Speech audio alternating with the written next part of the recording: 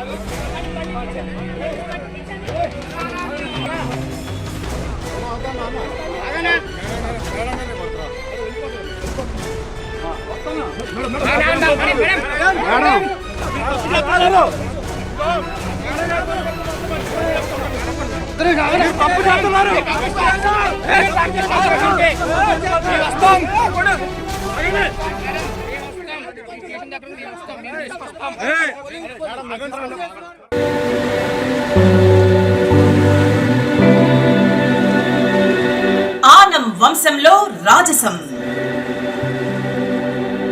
సింహపురి రాజకీయానికి మణిహారం, ప్రజా సేవకు నిరంతరం,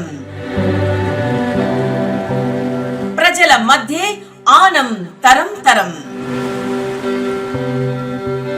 ఆనం వెంకటరెడ్డి ఒక చరిత్ర కాదు,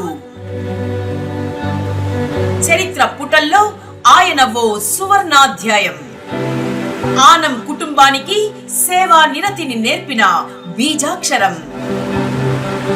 మంత్రిగా రాష్ట్ర రాజకీయాలను శాసించిన ఘనుడు. ఆంధ్రప్రదేశ్ దేవాదాయ శాఖ మాత్యులు శ్రీ ఆనం రామనారాయణ రెడ్డి గారి తండ్రి గారు కీర్తి శేషులు శ్రీ ఆనం వెంకటరెడ్డి గారి విగ్రహ పునః ఆవిష్కరణ. తేదీ జూన్ 8 ఆదివారం ఉదయం 9:30 స్థలం ఆనం వెంకటరెడ్డి సెంటర్, రామలింగాపురం, నెల్లూరు. పై కార్యక్రమానికి అందరికీ ఇదే మా స్వాగతం.